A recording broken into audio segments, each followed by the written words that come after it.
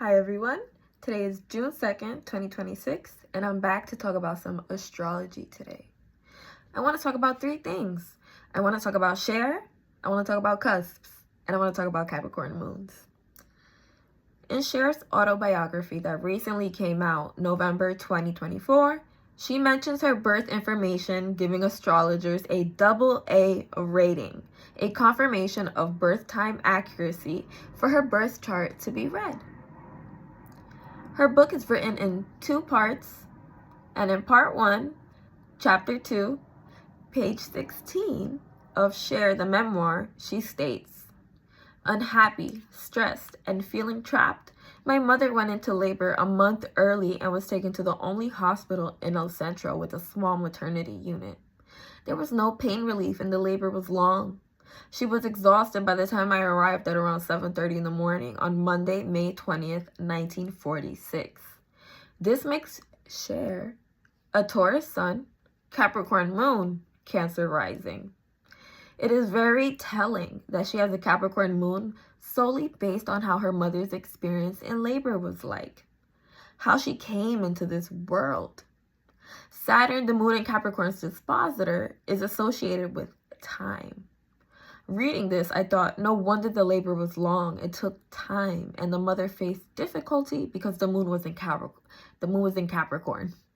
She then goes on to say, I was born under the sign of Taurus on the cusp of Gemini, so it's like there are three of us in here. Although, yes, she was practically born on the last or second to last day of Taurus, making the concept of a cusp take form. Cusps don't actually exist unless you're talking about house cusps in astrology. Each and every degree that makes up one sign matters.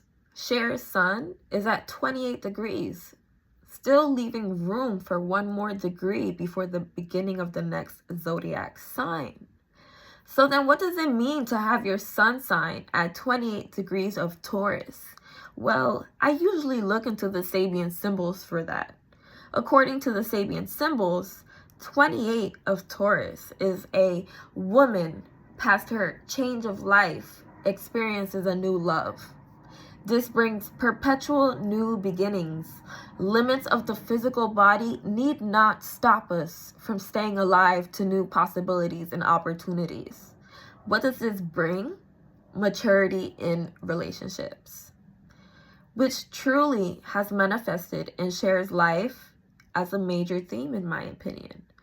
From her failed marriages, her new age gap relationship, becoming a mother to a trans son, and how she's been ridiculed her whole career for claiming her roots, truly shows the limits and tests to be able to start all over and reinvent yourself and legacy so many times. This brings me back to the moon in Capricorn, which fits her so well from child to adulthood. Let's go back to her childhood. Her mother, Moon, was constantly working, Saturn, but still struggling, Saturn, and had to give Cher up to nuns because she couldn't take care of her. The moon's nature, for example, when home in Cancer, is to care, to cherish, and to protect. So the opposite of Cancer would be the moon in Capricorn.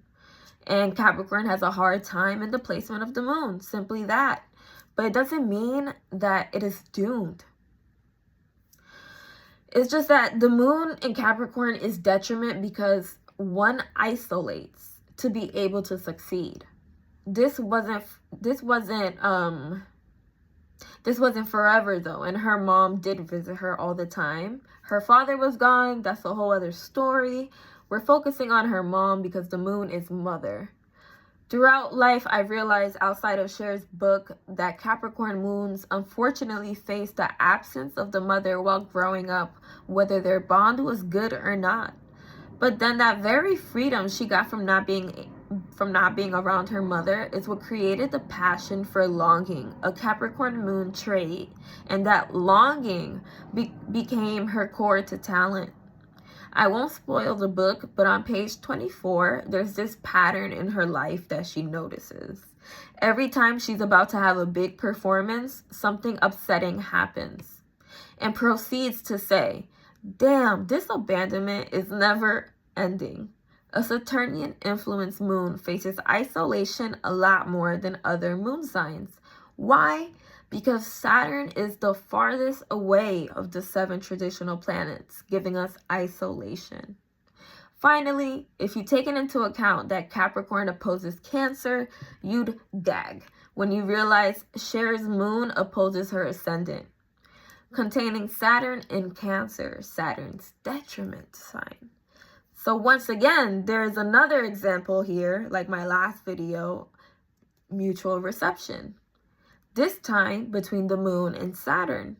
Moon rules Cancer, but here it is detriment, and Saturn rules Capricorn, but here it is detriment.